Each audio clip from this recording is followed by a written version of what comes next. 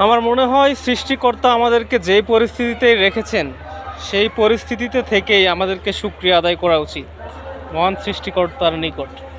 আমি আছি এখন বাংলাদেশের সবচেয়ে বৃহত্তম railway station Kamalapur railway station Dhaka. এইখানে দেখলাম যে অনেক মানুষ আছে যাদের শারীরিক সক্ষমতা নেই, ঘরবাড়ি নেই, টাকার নেই, থাকার জায়গা নেই, এইসব অনেক যাযাবর মানুষ এইখানে আছে। এছাড়াও দেখলাম মায়ের প্রতি সন্তানের ভালোবাসা, না খাইতে পেরে শরীরের অবস্থা, উঠতে না পারা, অনেক কিছু দেখলাম। আমার মনে হলো যে সৃষ্টিকর্তা যাদেরকে যেই পরিস্থিতিতে রেখেছেন সেখান থেকেই শুকরিয়া আদায় করা উচিত। অনেক খারাপ পরিস্থিতি আছে, আমি আজকে রোদে দাঁড়িয়ে আছি, এইটাই আমার কাছে শুকরিয়া। অনেকে আছে যারা রোদের মধ্যেও দাঁড়িয়ে থাকতে চায় কিন্তু দাঁড়ায় থাকতে পারে না কারণ তাদের পা নেই। অনেকে পৃথিবী দেখতে চায় কিন্তু দেখতে পারে না কারণ তাদের চোখ নেই। এরকমই যে যত খারাপ পরিস্থিতিতেই আছেন এর চেয়ে অনেক খারাপ পরিস্থিতি আছে, যে এই পরিস্থিতিতে থেকেই শুকরিয়া আদায় করা উচিত, আফসোস না করে আল্লাহর নিকট শুকরিয়া আদায় করা উচিত। তারপর দেখেন কিছু ভিডিও দেখাচ্ছি, এগুলো দেখলে আপনারা বুঝবেন। ধন্যবাদ।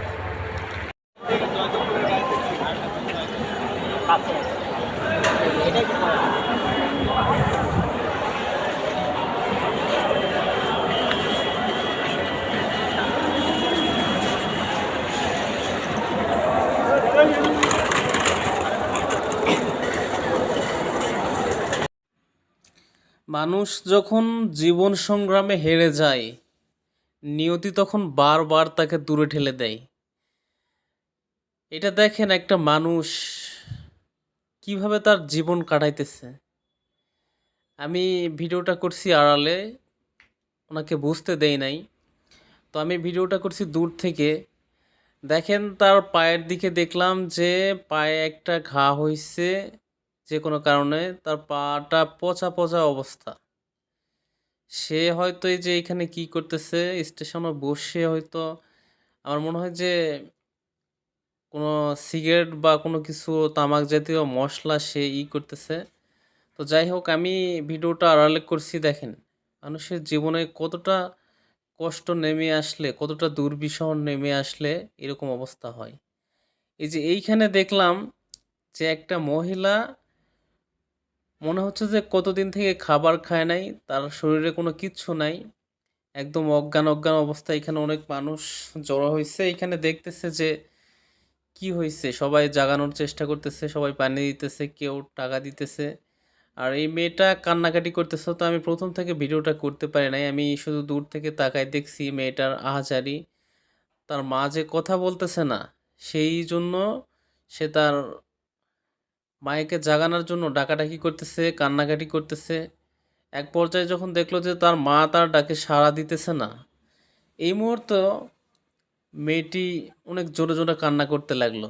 তো স্টেশনে যারা বসেছিল যাত্রী ছাউনিতে, সবাই এসে তার মাকে জাগানোর চেষ্টা করতেছে। এখানে তারা জিজ্ঞেস করলাম যে তোমার যাইবা কোথায়, তো বললো যে ভৈরব যাব।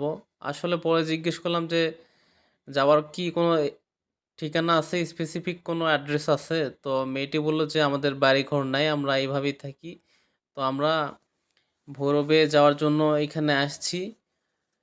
তো সবাই জাগানোর চেষ্টা করতেছে, মাথায় পানি দিতেছে, পানির খাওয়ানোর জন্য বলতেছে। মেয়েটা তার মাকে অনেক ভালোবাসে, সব সন্তানই তার মাকে ভালোবাসে। তো মেয়েটা খুবই কান্নাকাটি করছিল প্রথম পর্যায়ে। আমি শুধু তাকায় তাকায় দেখছি যে একটা মেয়ে তার মাকে কতটা ভালোবাসতেছে। সন্তানের প্রতি মায়ের যেই ভালোবাসা, বা মায়ের প্রতি সন্তানের যেই ভালোবাসা, দেখেন কত মানুষ এখানে, অসংখ্য মানুষ আছে এখানে, অসংখ্য মানুষ। কেউ কিন্তু এইভাবে সেবা যত্ন করতেছে না। কে করতেছে? যাকে জন্ম দিছে,